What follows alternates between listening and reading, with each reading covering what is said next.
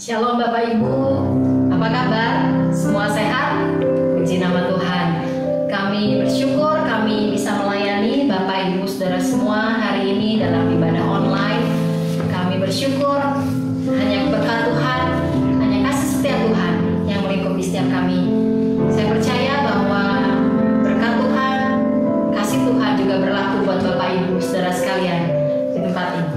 Bapak Ibu, sebelum kita memulai ibadah kita, mari kita mau satu dalam doa. Kita mau satukan hati kita. Yesus Tuhan, terima kasih. Tuhan Yesus, terima kasih. Kami bersyukur kami punya Tuhan yang luar biasa baiknya dalam hidup kami. Terima kasih untuk kesehatan. Terima kasih untuk sukacita. Terima kasih untuk berkat yang berlimpah. Terima kasih untuk damai sejahtera yang Tuhan berikan bagi setiap keluarga kami. Kami bersyukur kami punya Allah sumber segala-galanya dalam kehidupan kami. Saat ini Tuhan, kami mau memulai ibadah kami. Bagi Roh Kudus yang menolong setiap kami. Persiapkan kami Tuhan untuk kami menerima berkat, sukacita, kasih yang berlimpah itu dalam kehidupan kami. Terima kasih Bapa, terima kasih Yesus, terima kasih Roh Kudus.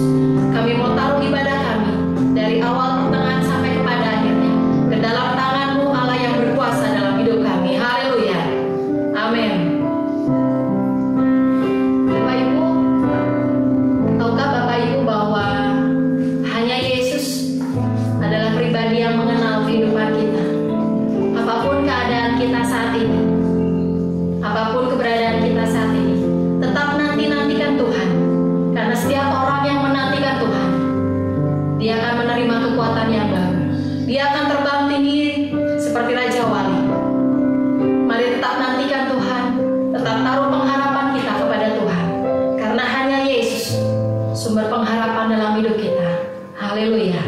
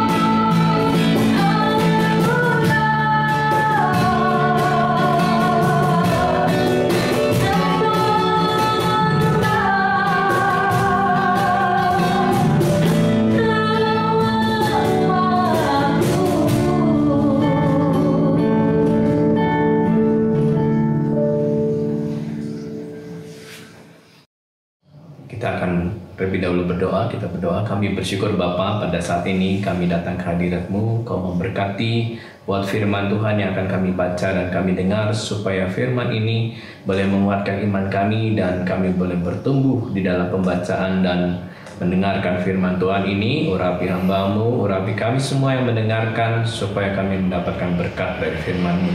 Roh Kudus jamah dan urapi kami. Dalam nama Tuhan Yesus kami berdoa dan ucap syukur. Haleluya, amin. Kesempatan ini saya akan membawakan firman Tuhan dengan judul Membangun Mesbah Keluarga, yang akan dibawakan dari ayat firman Tuhan di dalam Yosua pasal yang ke-24 ayat yang ke-15. Demikian bunyi firman Tuhan. Yosua pasal yang ke-24 ayat 15. Tetapi jika kamu anggap tidak baik untuk beribadah kepada Tuhan, pilihlah pada hari ini kepada siapa kamu akan beribadah. Allah yang kepadanya nenek moyangmu beribadah di seberang sungai Efrat, atau Allah orang Amori yang negerinya kamu diami ini. Tetapi aku dan seisi rumahku, kami akan beribadah kepada Tuhan. Puji nama Tuhan. Bapak Ibu Saudara yang kasih Tuhan, saat ini pemerintah mewajibkan kepada kita semua selama masa pandemi COVID Corona ini untuk beribadah di rumah, atau bisa juga melalui daring atau online. Nah, ada banyak berbagai media aplikasi yang bisa dipakai untuk kita bisa beribadah, yaitu adalah aplikasi Zoom, ada juga menggunakan Google Map, ada juga Instagram, Facebook, maupun aplikasi-aplikasi lainnya. Tujuannya adalah supaya kita tetap bisa beribadah. Kenapa? Karena ada beberapa tempat yang tidak diperbolehkan untuk beribadah secara langsung datang ke gereja. Beberapa tempat yang lain yang dikatakan sudah zona hijau, maka mereka diizinkan untuk mengadakan ibadah di rumah ibadah, di gereja. Jadi mereka boleh hadir langsung di gereja, dan mereka seperti biasa sebelum masa COVID-19 ini terjadi, mereka boleh beribadah seperti biasa. Tetapi tentunya dengan adaptasi kebiasaan baru. Ada beberapa hal-hal yang harus diperhatikan pada waktu akan menjalankan ibadah secara langsung datang ke gereja, yaitu adalah yang pertama, ketika mereka datang dia harus dicek terlebih dahulu satu persatu jemaat yang hadir, para pelayan Tuhan yang hadir, dicek suhu badannya, apakah dia suhu badannya di atas 37,3 derajat Celcius ataukah di bawahnya. Kalau kedapatan 37,3 derajat Celcius, maka dia tidak boleh masuk ke dalam ruangan itu, karena dia harus menjalani satu tes terlebih dahulu. Mungkin dia terkena COVID ya. Dan kemudian juga wajib menggunakan masker. Ada juga masker dan face shield, yaitu seperti helm ya di depannya saja, dari mika atau dari kaca. Tujuannya untuk menghindari penyebaran flu ya, dari COVID-19 itu. Kemudian cuci tangan dengan sabun, disediakan cuci tangan, sanitizer ataupun sabun, cuci tangannya supaya bersih. Dan juga menjaga jarak satu dengan yang lain. Ya, kalau ada 3 kursi, maka yang di tengah dikosongkan, yang kursi pertama dan kursi ketiga boleh diduduki. Jadi ada jarak sekitar 1,5 meter sampai 2 meter. Dan kemudian di dalam rumah ibadah itu dibatasi isinya. Kalau misalnya di dalam tempat ibadah itu biasanya ditempati atau diisi oleh 100 orang, maka dibatasi hanya sekitar 50%-nya atau paling banyak sekitar 70% ya, dibatasi kehadirannya. Dan yang harus diperhatikan adalah bahwa anak-anak di bawah usia 12 tahun dan orang lansia di atas 50 tahun tidak boleh menghadiri ke gereja secara langsung terlebih dahulu. Jadi mereka boleh tinggal di rumah mengikuti ibadah online, ibadah daring ya, melalui aplikasi yang sudah disebutkan tadi. Jadi mereka bisa beribadah di rumah. Nah, kalau kita lihat bagaimana kita bisa tetap beribadah, yaitu ketika mereka tidak boleh beribadah secara langsung ke gereja, mereka tetap bisa beribadah di rumah ya. Kita harus tetap beribadah, yaitu dengan melakukan ibadah keluarga. Ibadah keluarga yang dimaksud bukan ibadah sendiri-sendiri. Misalnya, saya sudah melakukan ibadah setiap pagi, ada saat teduh sendiri di dalam kamar, atau siang hari, atau sore hari, atau malam hari sebelum tidur. Itu namanya ibadah pribadi. Nah, yang dimaksud adalah kita harus melakukan ibadah keluarga, yaitu bersama-sama, ayah, ibu, dan anak-anak. Jadi bersama-sama. Nah, dalam hal ini dikatakan kita harus harus membuat atau membangun sebuah mesbah keluarga. Mesbah keluarga adalah satu ibadah bersama-sama antara orang tua dan anak-anak di dalam satu komunitas, di dalam satu pertemuan langsung beribadah di sana bersama-sama. Nah, mesbah, kalau kita berbicara tentang mesbah, apa itu mesbah? Mesbah itu berbicara tentang korban. Ada sesuatu korban yang dikorbankan kepada Tuhan, ya. Itu berbicara tentang mesbah. Mesbah, biasanya ada kata mesbah korban bakaran. Nah, firman Tuhan mencatat di dalam Kejadian pasal yang ke-8 ayat yang ke-20 dan juga ayat yang pertama di dalam pasal yang ke-9, Kejadian pasal yang ke-8 ayat 20 dan pasal 9 ayat yang pertama. Di sini bunyi firman Tuhan dikatakan, lalu Nuh mendirikan mesbah bagi Tuhan dari segala binatang yang tidak haram dan dari segala burung yang tidak haram diambilnya beberapa ekor, lalu ia mempersembahkan korban bakaran di atas mesbah itu. Ya, jadi Nuh memberikan korban bakaran binatang ataupun burung yang tidak haram. Kemudian ayat yang pertama dalam pasal yang ke-9 dikatakan, lalu Allah memberkati Nuh dan anak-anaknya serta berfirman kepada mereka, beranak cuculah dan bertambah banyaklah serta penuhilah bumi. Jadi Tuhan berkata kepada Nuh untuk membuat mesbah. Pertama kali manusia membuat mesbah korban kepada Tuhan, yaitu yang dicatat di Alkitab adalah pada waktu Nuh membangun mesbah. Mesbah yang dibangun itu bukan karena dia sendiri yang membangunnya, tetapi dibangun bersama dengan anak-anaknya. Berarti berbicara tentang keluarga. Nuh membangun mesbah keluarga, mempersembahkan korban binatang ataupun burung yang tidak haram untuk dipersembahkan kepada Tuhan, menyenangkan hati Tuhan. Dan dampaknya adalah apa? Dampaknya adalah dikatakan bahwa dalam pasal yang ke-9 ayat pertama, Tuhan memberkati Nuh dan anak-anaknya. Berarti Tuhan memberkati bukan hanya Nuh sendiri, tapi keluarganya diberkati. Pada waktu mempersembahkan korban, ada mesbah keluarga dibangun di sana. Tuhan memberkati. Nah, pada bagian yang lain tadi kita sudah baca di dalam ayat yang pembukaan, Yosua pasal yang ke-24 ayat 15 dikatakan bahwa Yosua mengambil ketetapan untuk beribadah kepada Tuhan. Yosua mengajak keluarganya, anak-anaknya dan istrinya untuk beribadah kepada Tuhan. Artinya Yosua membangun mesbah keluarga. Jadi mendirikan mesbah keluarga bagi Tuhan. Ada sesuatu yang dipersembahkan kepada Tuhan. Nah, kalau kita lihat bahwa pada waktu kita mendirikan mesbah keluarga, di situ ada lebih dari 2 orang. Ada ayah, ada ibu, ada anak-anak. Sekitar kurang lebih ada 4 orang yang hadir di sana.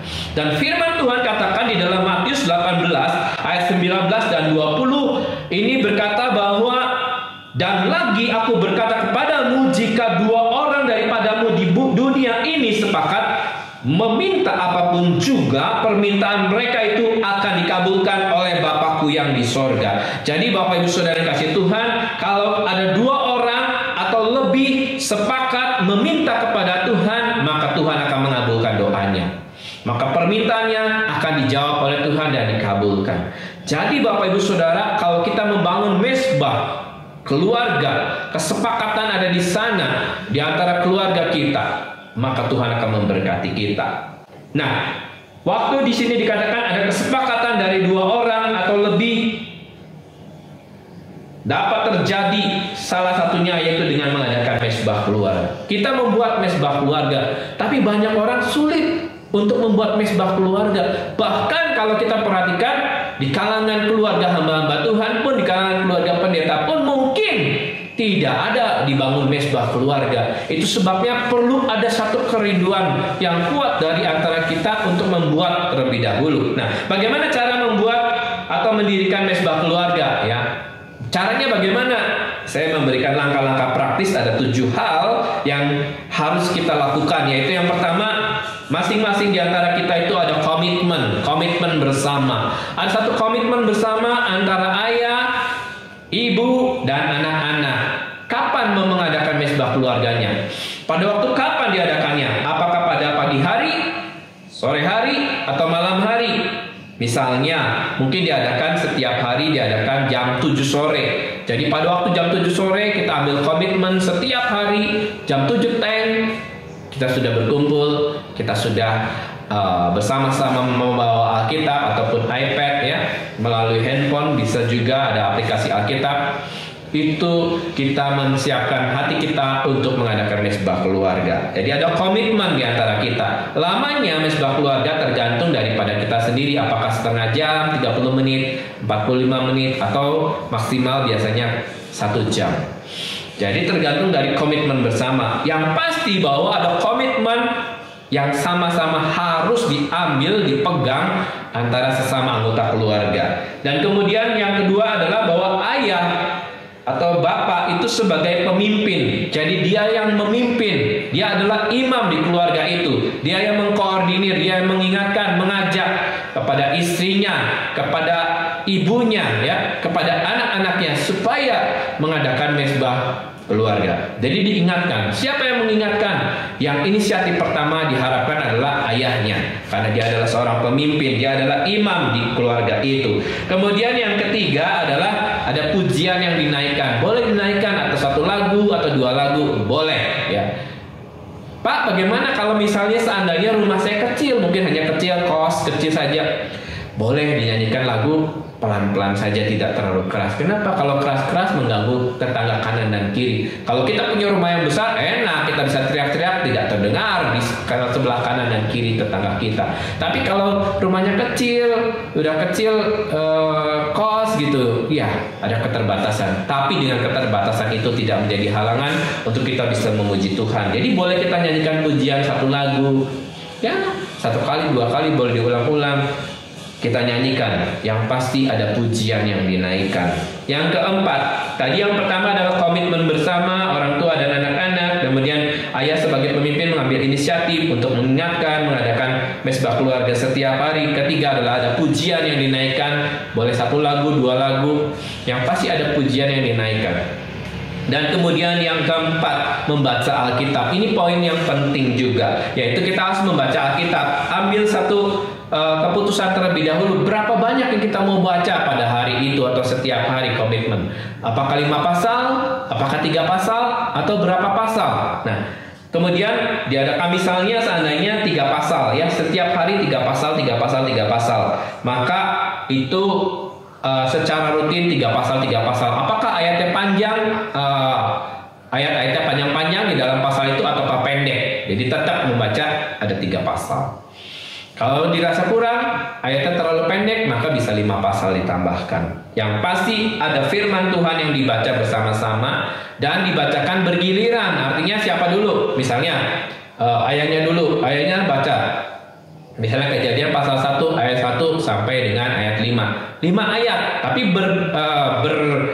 bersuara, membacanya dengan bersuara. Satu orang diberi kesempatan 5 ayat atau 10 ayat. Kalau bisa 10 ayat boleh. Kalau misalnya 5 ayat, 5 ayat, ya minimal 5 ayat. 5 ayat bergiliran. Ayahnya, ibunya, anaknya yang besar, anaknya yang kecil, bergiliran 5 ayat, 5 ayat, 5 ayat sampai 3 pasal atau sampai 5 pasal itu selesai. Bersuara, tujuannya apa? Tujuannya adalah supaya firman itu diperkatakan. Ada iman yang timbul dari pendengaran waktu memperkatakan firman. Jadi pertama adalah tadi ada komitmen bersama, kedua adalah ayah itu sebagai inisiatif memimpin untuk mengadakan mesbah keluarga, yang ketiga ada pujian yang dinaikkan 1 atau 2 lagu, yang keempat membaca Alkitab secara bergiliran 5 ayat sebanyak 3 atau sampai 5 pasal, yang kelima itu adalah doa bergiliran. Jadi adakan doa. Doa itu bagaimana? Ya doa pembukaan boleh. Kemudian setelah membaca firman ada doa yang dinaikkan. Doanya seperti apa? Doanya adalah memanjatkan doa yang dipanjatkan secara bergiliran ya. Yaitu pertama ayahnya dulu hari ini, besoknya ibu, besok lagi yang anak tertua, besok lagi anak yang kedua, dan seterusnya bergiliran setiap hari. Jadi belajar semua kedapatan untuk berdoa. Doa ada bagian-bagiannya sendiri-sendiri. Jadi diajar seperti itu. Dan yang keenam adalah doa permohonan. Ada permohonan yang dipanjatkan, mungkin kebutuhan-kebutuhan keluarga, pergumulan keluarga, mungkin suatu permintaan yang benar-benar mendesak, sama-sama didoakan di dalam mesbah keluarga itu. Jadi sama-sama mendoakan dan sepakat yang lain mendukung, katakan amin, support ya. Setelah itu ada doa permohonan, setelahnya yang ketujuh adalah doa syafaat, mendoakan. Doakan bangsa dan negara mungkin, atau kalau enggak mendoakan minimal untuk saudara-saudara kita yang lain, keluarga kita terdekat, mungkin teman-teman yang kita ingat yang membutuhkan dukungan doa. Kita bisa doakan itu. Jadi ada 7 poin waktu kita membuat mesbah keluarga. Langkahnya adalah yang pertama, ada komitmen bersama terlebih dahulu. Kapan waktunya, pagi, siang, sore, atau malam, dan itu diadakan harus komitmen setiap hari. Setiap hari adakan itu. Kemudian ayah sebagai pemimpin mengambil inisiatif. Kemudian ada pujian yang dinaikkan 1 atau 2 lagu. Dan juga ada pembacaan Alkitab ya. Satu orang bergiliran berkesempatan 5 sampai 10 ayat sebanyak 3 sampai 5 pasal. Kemudian ada doa bergiliran. Hari ini si bapaknya, besok ibunya, dan bergiliran setiap hari. Kemudian ada doa permohonan. Mungkin ada pokok-pokok doa di situ dipanjatkan.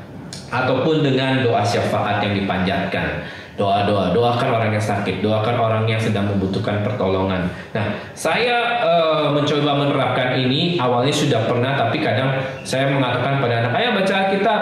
Wah, dikasih bonus. Nanti kalau kamu baca 1 pasal, bonus poin. Anak saya rajin baca Alkitab. Berlomba-lomba sampai 10, bahkan sampai 20 pasal. Tapi setelah itu kempes, lama-lama, wah, jarang baca lagi dan tidak baca sama sekali. Jadi mulai melempem.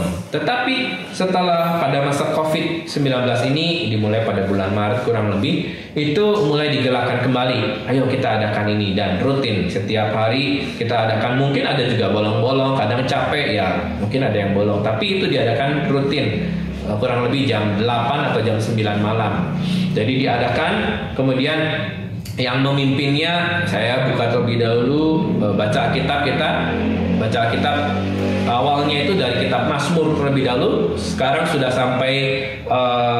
sampai Habakuk ya, dari Mazmur sampai Habakuk. Jadi sudah sekian banyak yang dibaca. Tujuannya adalah apa? Tujuannya adalah supaya anak-anak saya juga bisa membaca. Mungkin dia belum pernah membaca Alkitab. Mungkin kalau baca sendiri-sendiri males. Karena ada bagian-bagian tertentu yang di dalam Alkitab itu terlihat vulgar ya, seperti Kidung Agung. Ada bagian yang lain juga, wah, seperti kata-katanya terlalu vulgar. Bagi anak saya kok kayaknya dalam tanda petik kayak jorok ya gitu. Tapi saya bilang itu baca saja, yang penting dibaca.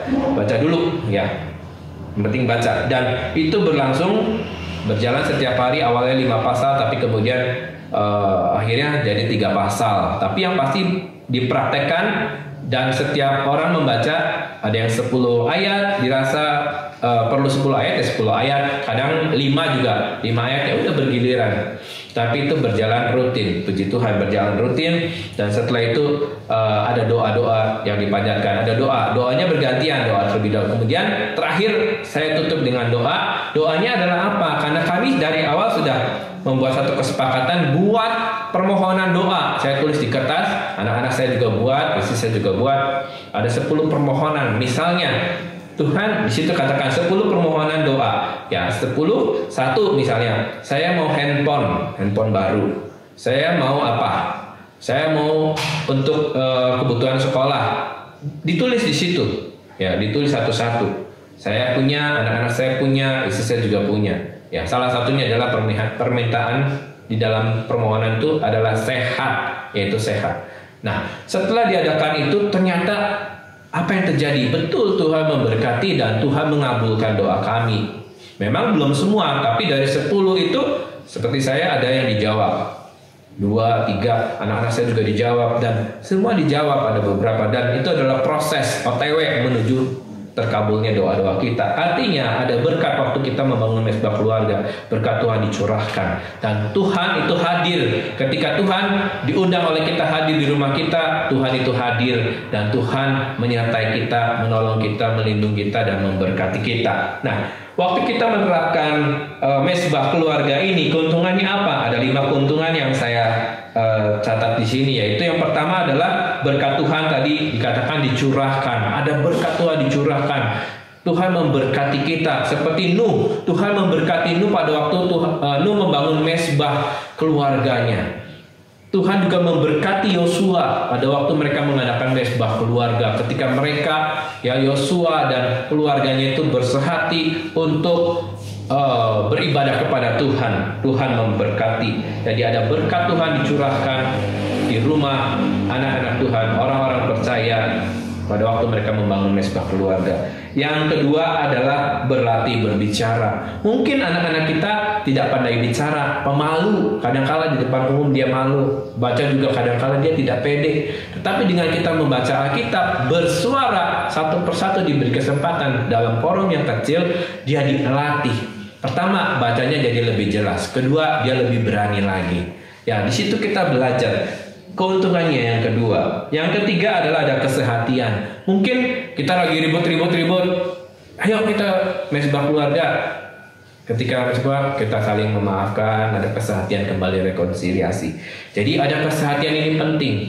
Kalau rumah tangga kita tidak sehati, tidak bersepakat di sana, rumah tangganya akan hancur perlahan-lahan.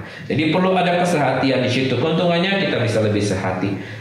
Memang kita tidak sepenuhnya 100% sehati. Mungkin ada yang belum sehati sepenuhnya, tapi itu adalah proses lebih baik lagi, menuju lebih baik lagi. Tadi yang pertama ada berkat Tuhan dicurahkan, keuntungannya. Yang kedua adalah berlatih berbicara supaya lebih baik, lebih pede lagi. Ketiga adalah ada kesehatian di antara orang tua dan anak. Yang keempat adalah mendatangkan hadirat Tuhan di dalam keluarga.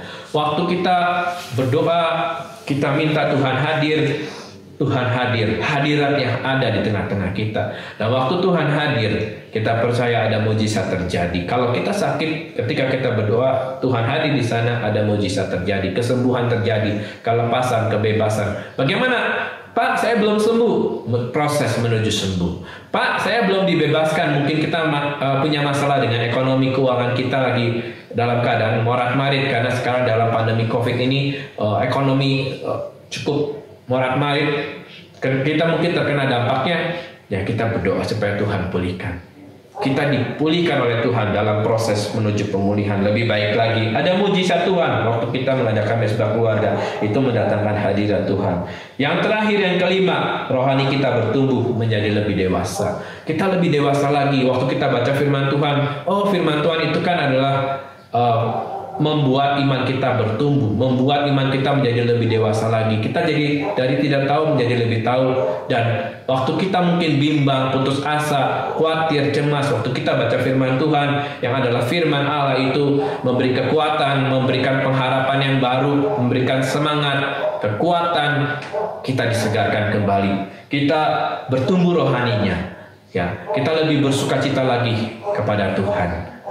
Mari saudara, firman Tuhan ini tidak hanya teori, tidak hanya kita dengar, dan mungkin kita bahkan ikut seminarnya, tapi kita harus praktekkan. Mulailah dengan langkah pertama.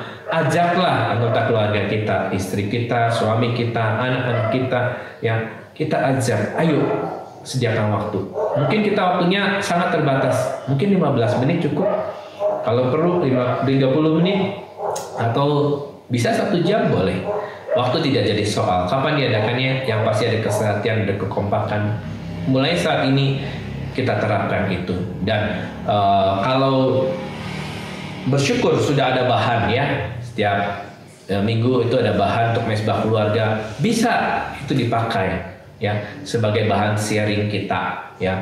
Dipakai bagian-bagian sharing, atau juga ada bagian-bagian tertentu yang masih belum dipahami, masih belum jelas, boleh ditanyakan kepada hamba Tuhan yang berkompeten di bidang itu. Boleh tanyakan kalau masih belum jelas. Yang pasti mari kita praktekkan. Mari kita menjalankan ini, membangun mesbah keluarga, supaya di rumah-rumah kita ada mesbah dibangun dan kita persembahkan korban kepada Tuhan. Waktu kita membangun korban persembahan kepada Tuhan, ada berkat Tuhan dicurahkan, ada mujizat terjadi di dalam hidup kita, dalam kehidupan keluarga-keluarga kita. Sekalipun mungkin kita saat ini ibadahnya dibatasi, tapi kita bisa menggunakan mesbah keluarga sebagai alternatif untuk kita tetap bisa beribadah kepada Tuhan. Tuhan Yesus memberkati kita. Saya akan berdoa.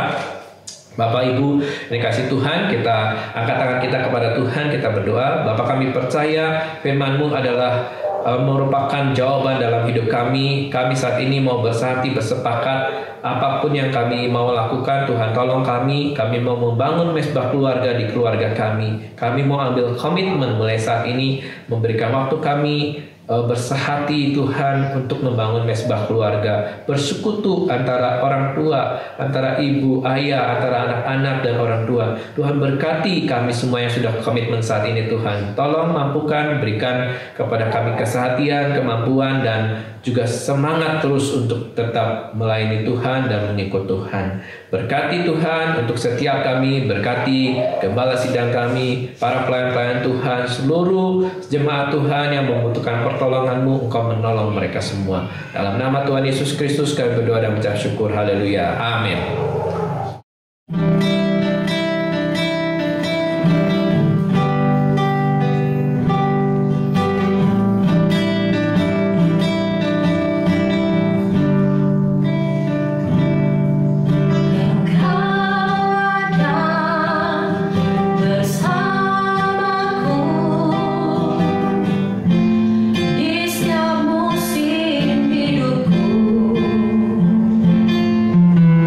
Di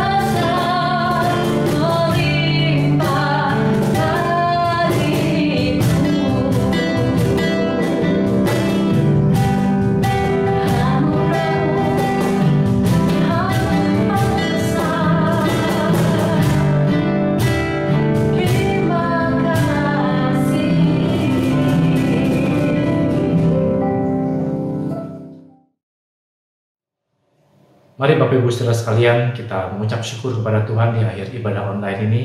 Kita percaya Tuhan senantiasa ada di dalam kehidupan kita. Bapa, di dalam nama Yesus kami mengucap syukur Engkau hadir di tengah-tengah kehidupan kami, Engkau hadir di tengah-tengah keluarga kami, Engkau hadir di tengah-tengah keadaan di mana kami boleh berkumpul bersama-sama ya Tuhan. Kami berdoa supaya mesbah keluarga menjadi satu kesehatian di antara kami seisi keluarga ya Tuhan, untuk membangun satu mesbah di hadapan Tuhan, untuk memuji menyembah Tuhan, untuk kami boleh mengangkat kehidupan kami ya Tuhan, untuk kami boleh menyembah Allah saja ya Tuhan. Kami berdoa biarlah kiranya damai sejahtera Tuhan selalu menyertai kami setiap keluarga demi keluarga yang ada. Kasih setia Tuhan tidak pernah berkesudahan bagi kami semua. Dan kami setiap keluarga yang ada di GBI Sumbersari, kami boleh mengalami kuasa Allah yang ajaib dan luar biasa. Kami boleh mengalami segala kemurahan Tuhan dan kebaikan Tuhan dalam kehidupan kami. Biarlah melalui keluarga yang ada, kami boleh terus bertumbuh di dalam Tuhan. Kami boleh menikmati hadirat Tuhan. Kami boleh menikmati anugerah Tuhan di dalam kehidupan kami. Oleh karena itu kami mengucap syukur, biar kiranya damai sejahtera Tuhan menyertai kami dimanapun kami berada. Kami percaya kami semua dalam keadaan yang baik, yang sehat, diberkati Tuhan. Kami semua boleh mengalami kuasa Allah yang ajaib dan luar biasa di dalam kehidupan kami. Terima kasih Bapa, kami sungguh mengucap syukur. Oleh karena itu Bapak Ibu Saudara sekalian, mari arahkan hatimu kepada Tuhan dan mengangkat tanganmu di hadapan Tuhan. Terimalah berkat yang datang daripada Allah saja. Biarlah kiranya damai sejahtera daripada Allah Bapa, kasih dan pengorbanan dari Tuhan Yesus Kristus, penyertaan dan juga perlindungan daripada Roh Kudus menyertai Bapak Ibu Saudara sekalian mulai saat ini sampai Maranatha Tuhan Yesus datang yang kedua kali. Yang percaya katakan amin. Puji Tuhan, Tuhan Yesus memberkati.